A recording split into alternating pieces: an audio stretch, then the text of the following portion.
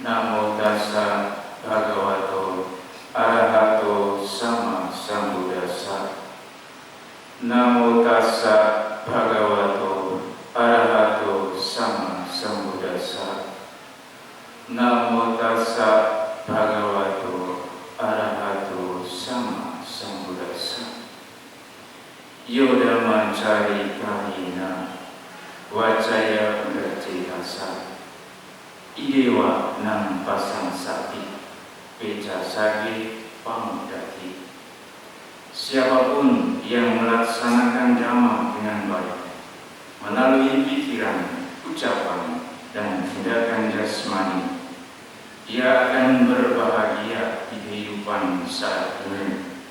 Dan apabila kematian tiba, ia akan berbahagia di alam selanjutnya.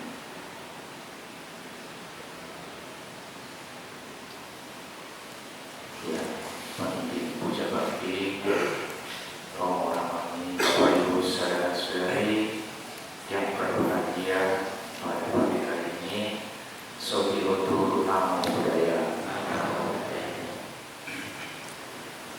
Rasa-rasanya suasana menyongsong tahun baru atau perayaan tahun baru ini masih dinikmati, walaupun tidak semua. Buktinya hari ini masih ada yang pakai merah-merah. Kalau pada tanggal 8 Februari kemarin mungkin semuanya merah. Berhubung ini sudah 1 minggu berjalan, jadi merahnya mulai berkurang. Ya, Bapak Ibu saudara-saudari, kehadiran kami yang berjubah atau Bapak Ibu sering memanggil panggil samudera, itu diibaratkan seperti seorang musafir yang berkelana di padang pasir.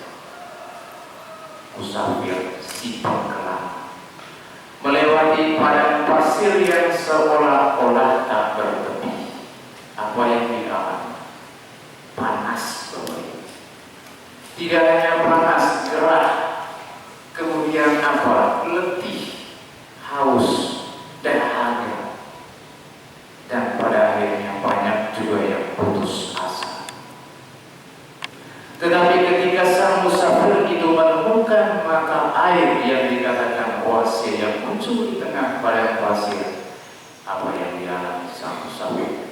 Bahagia, senang, meskipun dia belum mencicipi air itu, baru saja melihat, lega rasanya. Nah, ini seperti Bapak Ibu. Siapa sang musafir itu? Bapak Ibu saudara-saudara sekalian, padang pasir adalah kehidupan ini. Bapak Ibu menjalani kehidupan ini, terkadang dan sering kali banyak persoalan yang datang menghantam. Seolah-olah cukuplah hidup saya akhiri saja, terlalu lelah. Tetapi ketika bertemu dengan Bante, walaupun Bantenya belum ceramah, baru lihat jubah kuningnya langsung segar sekali rasanya. Apalagi kalau Bantenya ini yang ditunggu-tunggu umat kan yang lain itu ada Bante yang diidolakan. Kalau yang diidolakan ini muncul langsung senang, seolah-olah hutangnya lunas saat itu juga. Kegalauan, keletihan, walaupun mungkin sementara bermasalah dengan pasangan hidupnya di rumah, ketika dia ketemu Bante, sudahlah itu masalah nanti dulu, sekarang saya mau happy dulu. Kalau pengalaman saya ketika saya di Jakarta, Bapak Ibu, ada Bante Sobat. Bagi umat Buddha yang tahu, Bante Sobat ini beliau yang punya karya besar bagi umat Buddha di Indonesia. Ketika beliau datang, Bapak Ibu, Dhamma Cakra tidak pernah sepi. Sampai jam 10 malam umat itu datang terus, hanya untuk lihat Bantenya. Apalagi kalau Bantenya bisa membersihkan air, wah lebih segar lagi. Sudah dipercikan 1 kali kurang Bante, maunya banyak. Sampai akhirnya apa? Bukan umatnya yang di-blessing, Bantenya sendiri yang memblessing. Jubahnya basah semua. Karena akhirnya kebanyakan itu, pas ngangkatnya kebanyakan. Nah, ini adalah Bapak Ibu. Bapak Ibu sadar atau tidak sadar, Bapak Ibu membutuhkan kebutuhan spiritual. Dan salah satu keterwakilan kebutuhan spiritual yaitu kehadiran kami yang berjumpa. Tidak usah bahas yang lain-lain dulu, ada kesegaran yang diperoleh. Tidak bisa kita pungkiri, ini adalah sifat dari manusia. Sering diibaratkan Bapak Ibu itu seperti ikan yang berenangnya di samudra. Kalau tidak salah-salah digigit sama ikan besar. Kalau tidak salah-salah tidak dapat makan sama sekali loh. Kalau tidak salah-salah terperangkap di batu karang dan tidak bisa bebas. Tetapi kalau kami, Bapak Ibu, kami ini ikan yang ada di akuarium. Pada saat jam makan kami makan. Pada saat oksigennya sudah mulai kurang, dikuras akuariumnya. Jadi tidak pusing gitu ya. Terima. Kalau banyak kasih dana, dia kasih. Tidak ada di Indonesia yang kelaparan. Tidak ada. Tidak ada. Akuariumnya ini sangat diperhatikan. Kalau sakit dicarikan dokter yang paling mahal loh, bukan dokter yang asal dokter. Berarti apa Bapak? Tantangan Bapak Ibu itu jauh lebih besar di dunia yang serba berbeda ini. Makanya selalu dikatakan, ayo kita datang ke wihara. Wihara bukan sekedar tempat kita bernostalgia atau sekedar dia berbuat baik, tetapi sebenarnya di wihara itu kita melepaskan keletihan hidup kita dan kita menyerap energi positif yang menjadikan bahan bakar untuk menata hidup yang lebih baik. Nah, Bapak Ibu saudara-saudara, seperti Bapak Ibu saudara-saudara ketahui, pada pagi hari ini adalah Puja Bakti Imlek. Puja Bakti Imlek berarti Bapak Ibu akan mendengar ada sedikit uraian tentang Imlek. Saya yakin Bapak Ibu yang di sini mungkin lebih tahu lebih banyak tentang apa itu Imlek. Tetapi pada saat ini porsi saya untuk bicara, dan semoga ini bagi yang tidak tahu akan menjadi tahu, bagi yang sudah tahu menjadi penangguhan. Bapak Ibu saudara-saudari, saya merasakan tahun baru Imlek kali ini lebih meriah. Atau karena mungkin saya lebih banyak berinteraksi dengan masyarakat Tionghoa, sehingga saya merasakan kok tahun baru Imlek tahun ini bahagia sekali, meriah sekali. Tetapi karena kita lihat bahwa tahun baru Imlek itu sudah ditetapkan sebagai hari libur nasional, orang sudah bebas merayakan tingkat nasional. Kenapa saya katakan yang saya alami lebih meriah? Pada tanggal 8 Februari kemarin itu saya merayakan Imlek di Bekasi, di mana tempat di Bekasi, dan di situ jelas lautan merah semua. Begitu masuk itu lampion merah semua, dan bahagia memang rasanya. Ketika kita berada di tengah warna merah, itu adalah yang adalah semangat, spirit untuk hidup. Nah, spirit untuk hidup. Dan ketika memasuki kota Solo, melewati Pasar Gede kemarin, itu terasa sekali. Oh, rupa-rupanya perayaan Imlek masih menggema hingga saat ini. Bapak Ibu saudara-saudari, ketika tahun baru tiba, maka ada dua hal yang mau kita maknai. Yang pertama, kita mensyukuri karena telah melewati tahun yang lama dengan segala macam tantangan, tetapi kita tidak menyerah. Tentunya dengan segala macam berkah yang kita dapat. Dan yang kedua, kita punya harapan untuk di tahun yang baru ini menjadi lebih baik. Nah, menyangkut Imlek, Bapak Ibu, berdasarkan katanya Imlek ini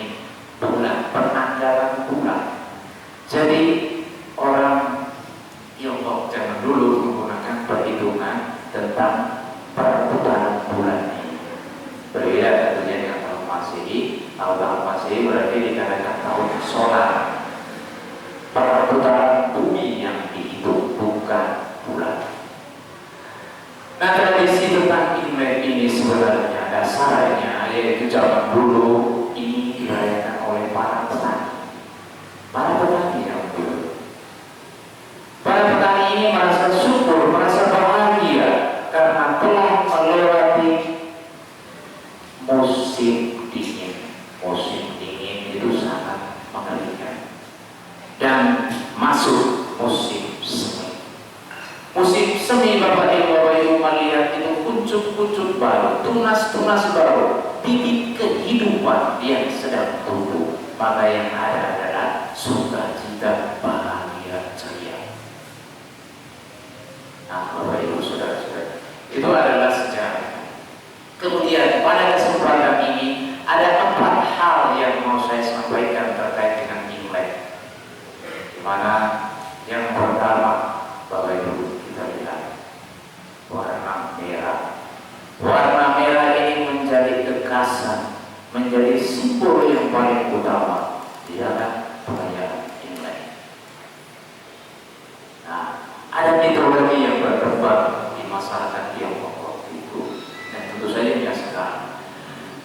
Pada masa yang lalu itu masyarakat diganggu oleh seorang sosok makhluk namanya Nian. Makhluk Nian ini dia punya hobi apa? Hobinya itu mengganggu masyarakat. Ternak diambil, dimakan sama dia. Ternak dia bosan, anak-anak dia makan. Nah, masyarakat pada waktu itu mensiasati bagaimana caranya supaya makhluknya ini tidak mengganggu. Mereka meletakkan persembahan makanan dan minuman di depan pintu rumah. Jadi ketika makhluk ini datang mau mengambil, mau mengganggu, dia ketemu makanan dulu, dia makan dulu, kenyang, dia kabur. Nah, pada suatu kesempatan ada orang yang melihat makhluk ini ternyata takut melihat orang yang pakai baju merah. Ya begitu lihat, ini kok makhluk yang gagah perkasa ini ternyata penakut. Kalau lihat baju merah, bagaimana kalau rame-rame kita pakai baju merah? Nah, ini semua pakai baju merah, makhluknya ini tidak jadi datang, dia takut kalah powernya. Baju merah semuanya, dia takut. Jadi dia takut. Nah, ternyata tidak hanya itu, masyarakat memperkuat lagi dengan apa? Dengan percok itu loh, petasan. Biar dia takut kabur.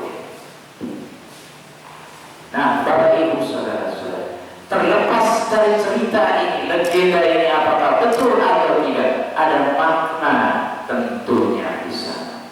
Setiap cerita, setiap nenek moyang kita bertutur itu ada nilai yang tersembunyi yang harus kita maknai. Bapak Ibu saudara-saudara, apa arti warna merah? Kenapa makhluk Nian ini takut? Warna merah adalah simbol kehidupan. Bapak Ibu, kalau kita tidak punya darah yang warna merah, kita tidak hidup. Ada semangat di situ. Siapakah makhluk Nian ini? Makhluk Nian ini adalah kesialan, keputusasaan, ketakutan, kebingungan, kegelisahan. Kalau kita tidak punya semangat di dalam hidup ini, kita dimakan oleh makhluk Nian ini. Kita adalah hidup, tetapi sebenarnya sudah mati. Tidak banyak seperti itu. Orang bilang bangkai berjalan. Kenapa? Karena kita tidak punya semangat. Dan tentunya semangat yang dimaksudkan di sini bukan semangat yang membabi buta, Bapak. Semangat merampok, ya, semangat menodong, semangat nyolong, itu juga semangat loh. Semangat nipu. Tetapi semangat yang ditekankan di sini adalah semangat yang berdasarkan cinta kasih. Makanya Bapak Ibu, di dalam bendera Buddhis itu beberapa macam ya. Ada warna biru, putih, kuning, merah, kemudian oranye. Dan warna merah adalah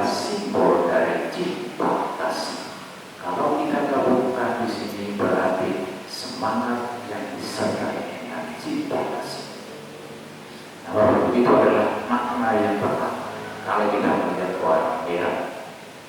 Nah, yang kedua Bapak Ibu, yang kedua itu dikatakan kalau Imlek dibuat itu ada angpau. Angpau ini pun ada syaratnya loh. Saya baru tahu ada syaratnya orang kasih angpaunya. Harus diberikan kepada orang yang belum bekerja dan yang kedua belum menikah. Oh, berarti saya dapat jatah angpau juga karena saya belum menikah.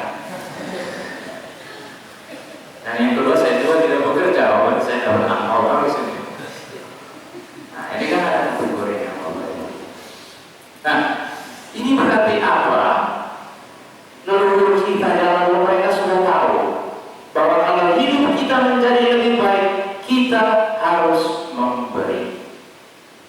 Dan di dalam ajaran Buddha, dana itu disuruh diajarkan sang Buddha ini yang pertama, ini fondasi. Kalau mau praktik dhamma yang lebih tinggi, kalau kamu tidak bisa berdana, kamu tidak akan mencapai apa-apa. Nah, apa tadi itu memberi? Memberi itu ada kriteria. Selain kita menabung, kebajikan dinawarkan di bank tanpa batas waktu, itu kebajikan. Bapak Ibu kalau kamu di BCA, BNI, BRA, BRI, itu bisa saja apa ya? Bisa cuma dinikmati Bapak Ibu waktu hidup jadi manusia sekarang. Ketika mati apa masih bawa itu uangnya? Tidak, anak cucu yang menikmati. Tapi kalau menabung di bank tanpa batas waktu, kebajikan tadi Bapak Ibu menikmati terus sepanjang hidup. Nah, memberi kepada orang yang membutuhkan. Ini pun sebenarnya sebagai ungkapan syukur. Syukur atas apa? Selama tahun yang lalu saya sudah dapat rezeki. Saya mau memberi. Memberinya pun kepada orang yang tepat, orang yang membutuhkan. Orang yang tidak bekerja ya dia dapat rezekinya dari mana juga. Kalau tidak mau dikasih dibantu, maka ini akan bermanfaat. Kalau kasih yang sudah sama-sama kerja, nah itu kurang bermanfaat. Nah itu pemahamannya. Nah ini kemudian yang ketiga itu tidak ada yang namanya kue lapis ya. Kue lapis. Apa simbolnya di sini? Kue lapis itu adalah harapan supaya rezekinya berlapis-lapis. Rezekinya sedobel-dobel. Ini adalah harapan yang sangat manusiawi. Kenapa? Karena di dalam kehidupan ini kita butuh yang namanya rezeki. Oh, ini bisa bangun wihara ini. Kalau tidak punya rezeki, tidak bisa bangun wihara.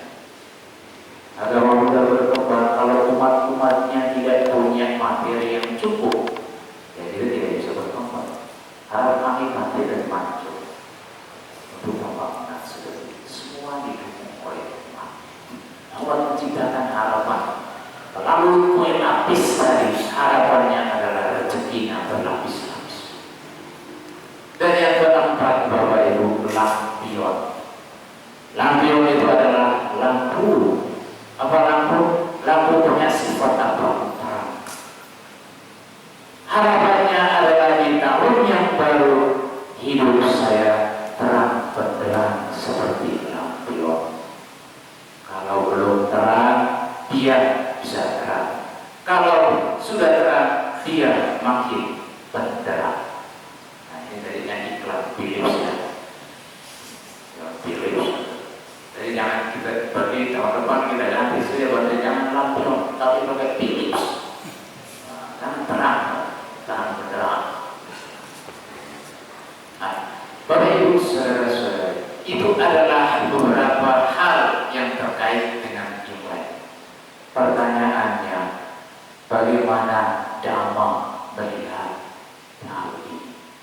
Atau bagaimana, apakah ada khotbah Sang Buddha yang berbicara tentang harapan kita di tahun yang baru?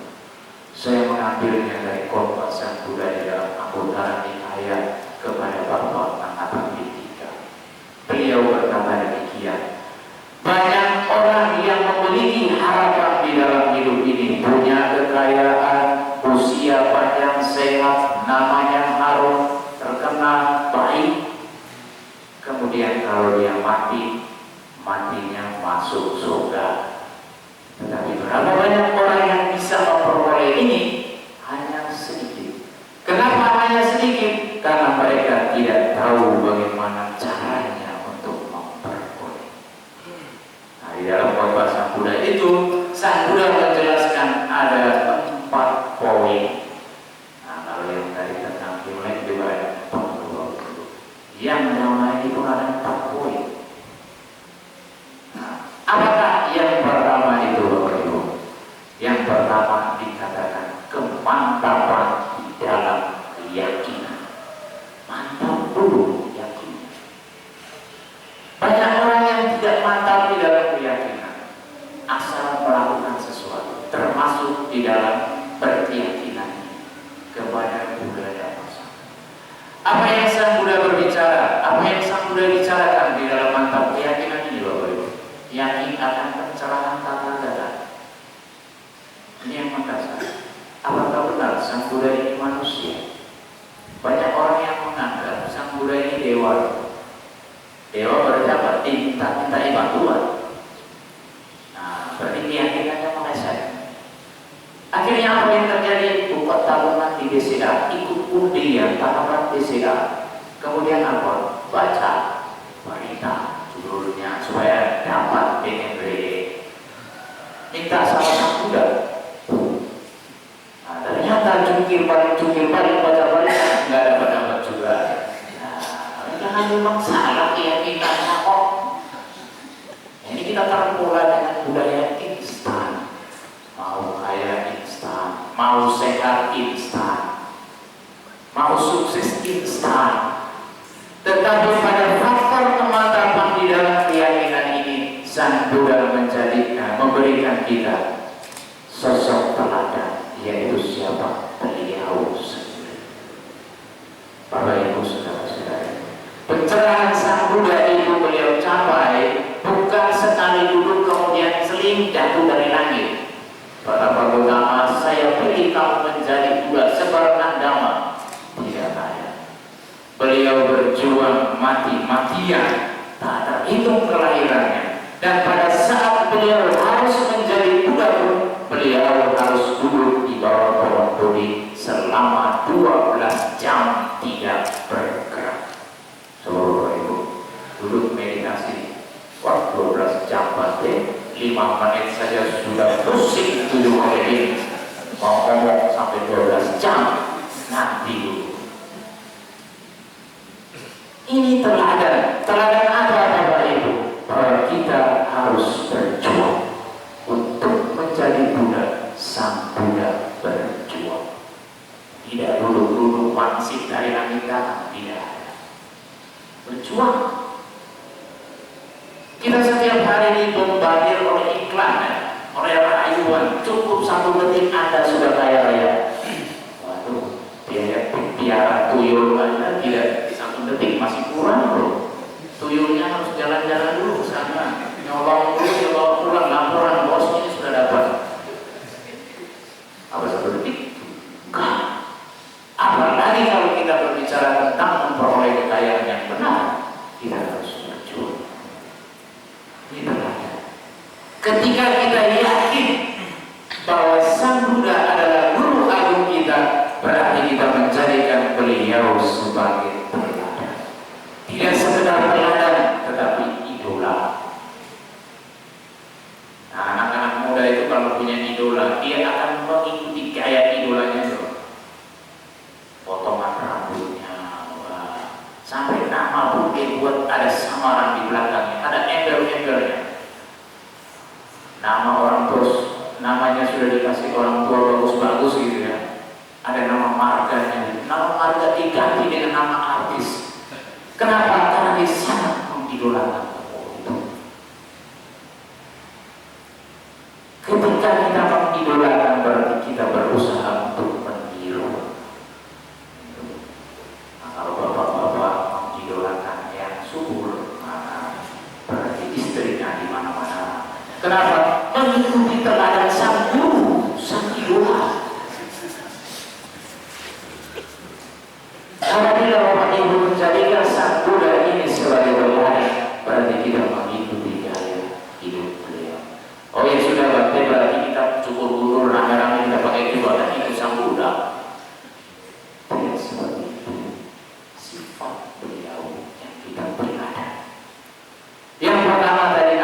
berjuang. Hidup ini harus berjuang. Kemudian semangat yang dimiliki. Ketiga, sabar. Sang Buddha ini orang yang sabar. Di dalam bahaya berawal sudah bagaimana beliau menaklukkan rasa takut yang menghantam dirinya.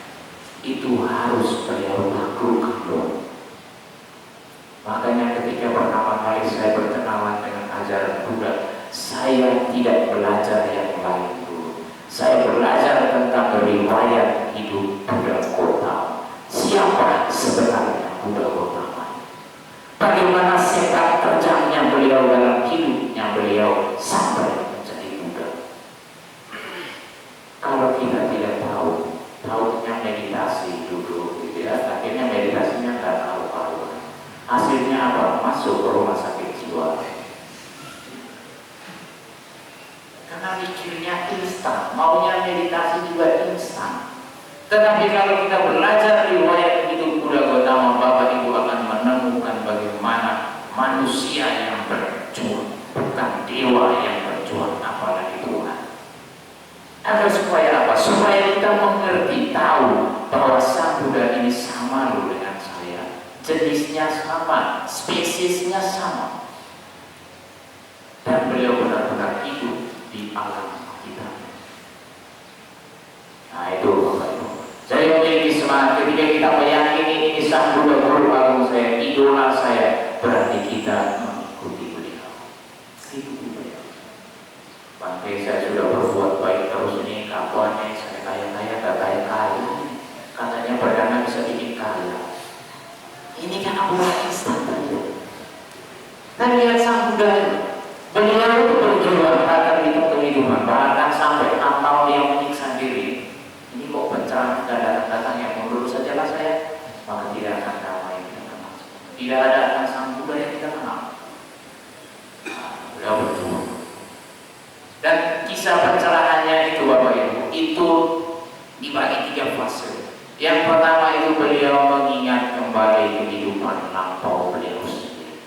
Kenapa saya menjadi begini ya? Kenapa saya lahir jadi orang kaya? Kenapa saya lahir jadi orang miskin? Kenapa saya lahir jadi binatang? Beliau analisa semua. Itu waktu jaga pertama. Waktu jaga kedua, beliau mengingat kehidupan makhluk lain. Kenapa si A ini begitu lahir sudah cacat? Kenapa si A ini diajarkan tidak pintar-pintar, bodoh terus sampai mati? Nah, beliau analisa. Makanya beliau bisa merumuskan hukum karma. Jadi itu bukan sabda yang beliau peroleh dari langit, bukan wahyu, tapi analisa beliau selama 12 jam. Ini yang dikatakan Sang Buddha itu ilmuwan sejati. Bagian kuliah dia buat skripsi, itu bukan dia tiba-tiba duduk kemudian ayo kamu tulis skripsi. Tidak, itu bakalan tidak lurus-lurus, dicoret terus sama dosen. Lalu bagaimana? Dia harus melakukan penelitian, melakukan analisa. Nah ini yang dilakukan oleh Sang Buddha. Nah ketika guru kita seperti itu, maka kita akan mengidolakan beliau seperti itu. Hadapi masalah, apa masalahnya? Sebabnya apa? Solusinya bagaimana? Bagaimana caranya? Saya belum menemukan solusi, ya jangan dipaksakan dulu. Nah ini gimana? Kemudian baru jam terakhir jam 6 pagi baru beliau mencapai kebuddhaan. Semua sudah terang benerang. Selesailah tugas saya. Nah, Bapak Ibu saya, ketika kita mantap di dalam keyakinan, maka kita akan menjadi orang-orang yang optimis untuk menghadapi hidup ini. Apapun konsepnya ekonomi, kita yakin bahwa semua akan berubah. Kenapa? Karena sabi sangkara anja terus berproses.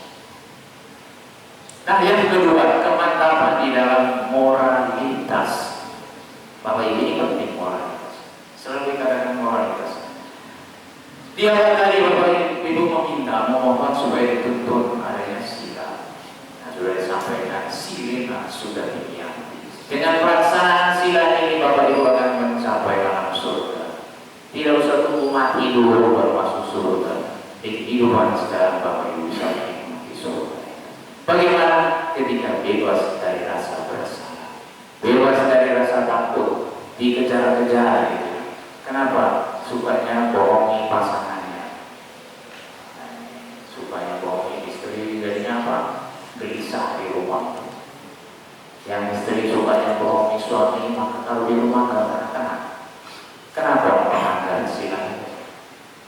Tetapi ketika kita menjalankan sila ini dengan baik di dalam hidup sehari-hari, jangan tunggu mati dulu baru masuk surga. Rumah tangga yang Bapak Ibu bangun itu adalah rumah tangga para dewa dan dewi bahagia. Walaupun bukan orang kaya.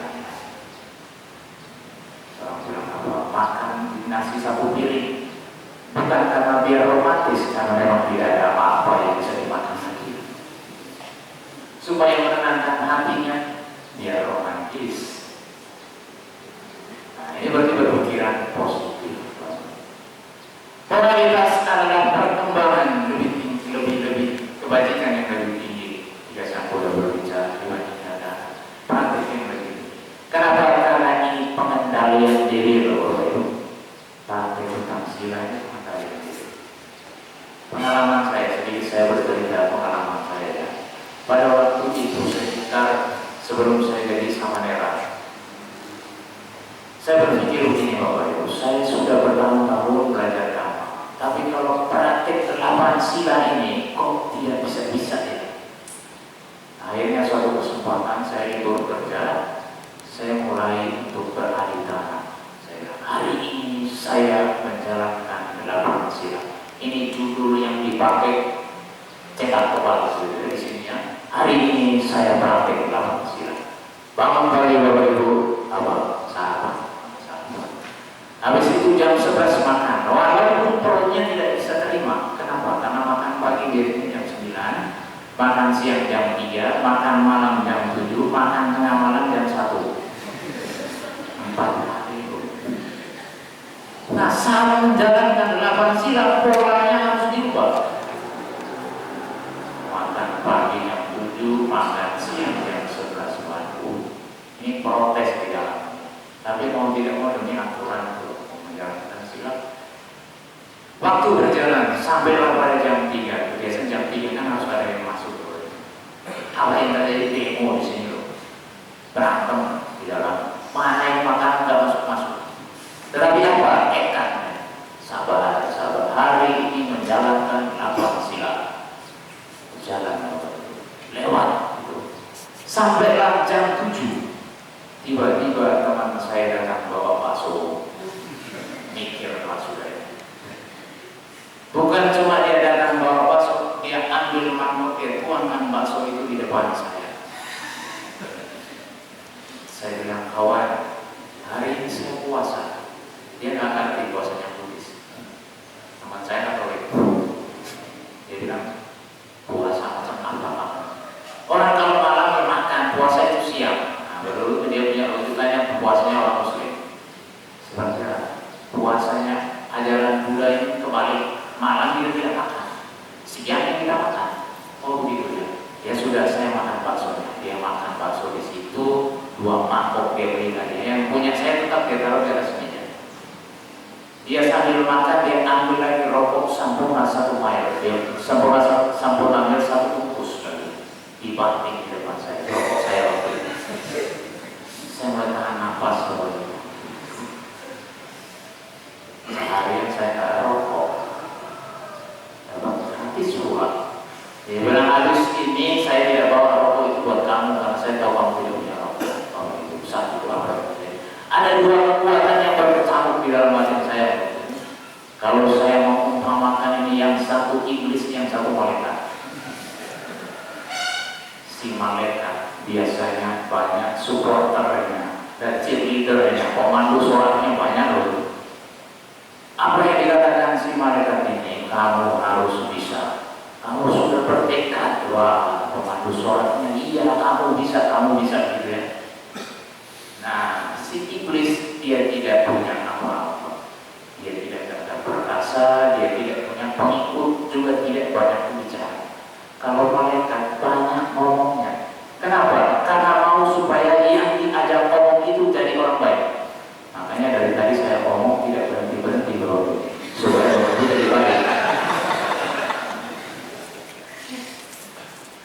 Iblis dia tidak banyak ngomong, tapi sekali dia ngomong itu mematikan.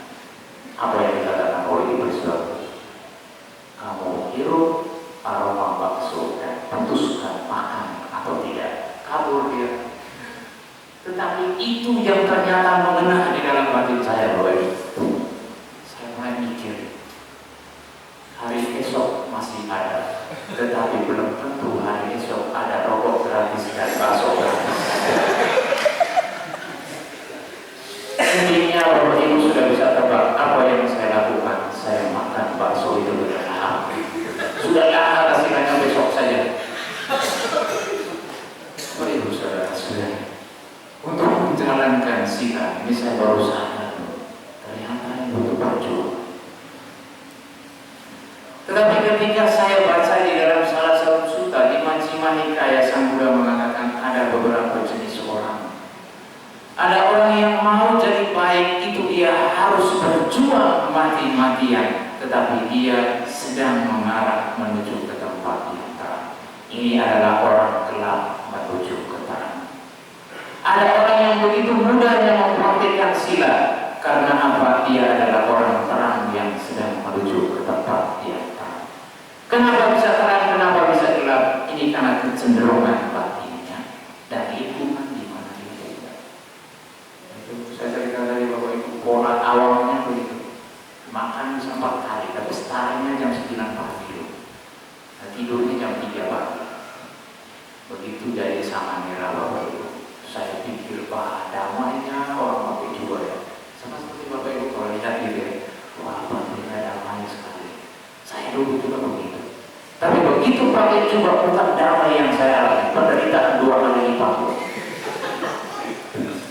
Ini saya lupa rahasia. Supaya kalau yang mau jadi ibu sama merah itu harus siap mati. Jangan pikir pakai juga langsung adem air begitu ya.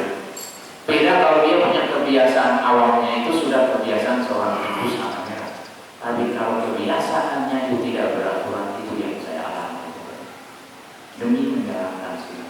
Waktu itu saya putuskan, aduh saya jadi orang awam ini susah menjalankan sila. Saya jadi sama merah biku saja. Supaya aku terkondisi. Saya habis jadi sama merah. Bangun pagi jam 4, coba bayangkan. Biasanya bangun ke jam 4 itu masih mimpi loh. Karena bangunnya jam 9 tadi itu, bangun langsung makan, baru pergi kerja, masuk kerjanya jam 10. Jam 4 saya harus bangun. Kalau tidak bangun, sudah dimarahin sama senior di situ. Ayo bangun. Jalan tidak masalah, itu jangan pikir 100% sadar loh. Andaikan di depan ada kolam renang, bisa masuk kolam renang. Melayang, matanya masih kriuk-kriuk. Ini mana ini jalannya? Masuk tidak masalah. Masuk tidak masalah, jangan pikir sudah selesai penderitaan. Masih ada penderitaan. Apa itu? Main ayunan tidak masalah. Masih ngantuk. Suruh meditasi begini ya. Nah. Solusi selanjutnya dikasih apa? Duduk menghadap tembok. Mati sudah tidak duduk menghadap tembok. Tapi demi latihan duduklah menghadap tembok. Apakah ngantuknya hilang? Tidak. Ngantuknya makin kencang, ngantuknya langsung makin kencang. Yang terjadi benjol di sini. Waduh, jadi sama merah kok menderita ini ya. Apakah besoknya tidak ngantuk lagi Bapak Ibu? Ngantuk masih. Kenapa? Karena kebiasaan sudah tertimbun. Menurut ilmu psikologi itu kalau kebiasaan dilakukan 99 kali, ini mengubahnya itu butuh perjuangan yang berdarah-darah di dalam. Dan ini harus ubah. Menjalankan sila, orang tidak pernah menjalankan sila, harus menjalankan sila, dia harus berjuang. Karena dia adalah orang yang gelap dan sedang menuju ke terang. Waktu itu, apakah selesai berdoa? Jam 3, lapar masih. Sama merah makan 2 kali, itu sudah paling kencang. Mulai mikir nih, ini saya mau beli makan di mana ya? Walau cara kok nggak mau, uang semua sudah disita semua. Sudah kiri kanan nggak ada makanan. Mau lepas juga kok malu. Jauh-jauh dari Flores hanya karena tahan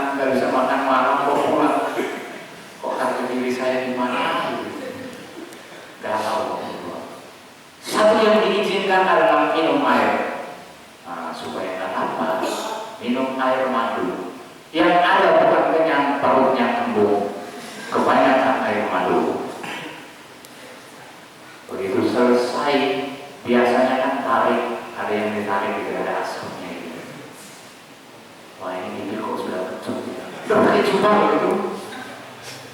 Maksud ya, waduh gimana caranya? Masa masuk orang beli rokok ya? Akhirnya apa? Menghibur hati saya jalan ke Damasangan, lihat asap bionya. Senang sekali. Baginya yang asap bio. Epi, wah seger.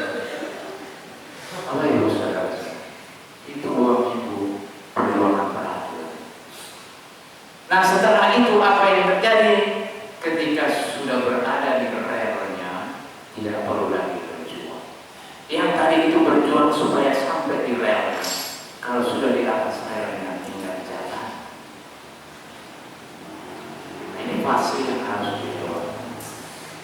Dalam segala hal Bapak Ibu, termasuk Bapak Ibu berjuang di dalam kehidupan. Kalau belum bisa berada di posisi yang nyaman, maka kita harus berjuang terus. Kapan? Kita tidak tahu. Kita hanya bisa memonitorkan. Yang penting jangan putus asa. Miliki kesabaran, semangat, dan kekuatan. Kalau saat itu saya menyerah Bapak Ibu, tidak akan terjadi ceramah pagi hari ini disampaikan oleh Ibu Atapu. Tidak ada. Judul itu tidak ada. Kalau saya menyerah, kenapa kita menjadikan Sang Buddha sebagai teladan kita? Saya baca di bait itu Buddha pertama itu saya semangat lagi bahwa oh iya, beliau yang punya parami yang cukup, bahasa umumnya beliau sudah digariskan untuk jadi Buddha di kehidupan sekarang. Ini pun beliau harus berjuang mati-matian. Apalagi saya yang nggak tahu nasib saya seperti apa. Nah, Bapak Ibu, ini keteladanan. Kemudian kita praktikkan sila. Kemudian yang ketiga, dikatakan kemantapan di dalam kedermawanan. Nah ini hubungan dengan ampau. Semua aspek ajaran, mengaku atau tidak mengaku, memberi ini selalu bicarakan. Di tempat lain mungkin bersedekah, berderma. Nah kalau kita ini berdana itu semua. Kita memberi. Kenapa harus kita memberi? Tujuan kita memberi, ya, Bapak Ibu akan mengatakan biar saya dapat berkah gitu ya. Ya itu tidak salah. Tetapi tujuan yang lain dari kita memberi, yaitu mengikis kepemilikan kita, kemelekatan kita. Itu bahasa umum melekat. Kenapa kemelekatan itu harus kita kikis? Karena itu adalah bahan bakar yang seringkali membuat kita menderita. Jangan pikir menderitanya cuma sekarang, mati kemudian selesai. Kan orang berpikir begitu. Saya menderita sekarang nggak apa-apa, mati kan sudah selesai. Tunggu dulu Bapak. Kalau Bapak Ibu melekat sama televisinya, mati jadi penunggu televisi loh. Menurut survei, makhluk yang paling banyak di alam semesta ini makhluk alam etan. Kenapa? Karena manusia pada umumnya melekat erat kuat dengan barang yang dia cinta. Hobinya nonton televisi, anak istrinya dicuekin kan. Yang dia urus TV melulu. Apalagi kalau Piala Dunia, waduh, nongkrong terus dia berdiri. Tiba-tiba napas putus. Kenapa? Lawannya kalah, dia jengkel, stroke ya. Jagoannya makhluk kenalan, jagoannya kalah, stroke yang meninggal. Apakah selesai? Tidak. Sudah selesai dikremasi, tiba-tiba istrinya di dapur, anaknya di kamar, tiba-tiba TV-nya hidup sendiri. Jangan pikir itu makhluk yang lain, itu papa dari lo masih nongkrong di situ. Nah dia melekat sama TV-nya. Jangan cari yang lain-lain. Karena dia masih ikat sama TV itu loh. Jadi jangan pikir makhluk setan yang di rumah itu adalah orang lain. Itu keluarga kita yang masih terikat dengan barang-barang yang ada di situ. Makanya dikatakan berderma itu tujuannya adalah mengikis keterikatan yang mempanjang. Begitu betul. Itu harus. Makanya saya udah berkata, yuk kita latihan memberi. Itu adalah berderma. Maka kita bahagia sekarang. Ketika kita meninggal, kita tinggalkan semuanya itu. Kita tidak terikat. Kalau terikat, maka yang jadi adalah kita adalah makhluk di alam beta. Dan kapan terlahir lagi menjadi makhluk di alam yang lebih baik? Tidak tahu. Tergantung bahan bakar. Belum lagi kalau anak istrinya tadi tidak tahu, dia panggil dukun. Ngapain usir itu setan di rumah saya? Si papa stres kok saya di rumah saya, kok saya diusir ya? Dia makin jengkel. Bahan bakar untuk jadi makhluk beda semakin banyak. Dia akan nongkrong di situ terus tak terhitung tahunnya. Tapi kalau dia tulis, dia tahu, oh ini pati dana si papa tertolong sedikit. Makanya itu dikembangkan di dalam tradisi dan yang keempat dan yang terakhir yang disampaikan oleh Sang Buddha kepada anak didik yaitu kemantapan di dalam kebijaksanaan. Apa dasar kebijaksanaan di dalam Rahula Sutta? Sang Buddha berbicara kepada putranya yang saat itu sudah menjadi samadhi. Rahula, apakah yang disebut dengan baik itu? Baik yaitu ketika perbuatan yang kamu lakukan tidak menyakiti makhluk lain, tidak menyakiti diri kamu sendiri, dan tidak menyakiti kedua-duanya. Maka itu dikatakan baik. Bukan yang tertulis demikian, tetapi efeknya yang dilihat. Nah, ketika kita mampu membedakan mana yang baik, mana yang buruk, inilah kebijaksanaan mendasar yang kita miliki. Baru kita memahami lebih jauh lebih tinggi. Yang baik kita perbanyak, yang buruk kita kurangi. Bapak Ibu sudah banyak di sana. Sebelum banyak yang lain akan muncul seiring dengan praktik hidup kita. Bapak Ibu, saudara-saudari, ini adalah kado terindah di tahun baru ini, yang adalah doa yang disampaikan oleh Sang Buddha. Di awal tadi Bapak Ibu mohon dibawakan doa. Maka apa yang saya sampaikan ini adalah sabda dari Sang Buddha. Sebelum saya berkhotbah, saya bernamaskar. Artinya apa? Bukan dhamma saya yang saya bawakan, tetapi saya hanya meneruskan dhamma dari guru agung kita. Bapak Ibu saudara-saudari, selamat merayakan tahun baru Imlek. Semoga Bapak Ibu senantiasa selalu panjang usia, sehat, dan terus berpraktik dhamma sehingga pada akhirnya kita mencapai pembebasan yang tertinggi, yaitu nibbana. Sabi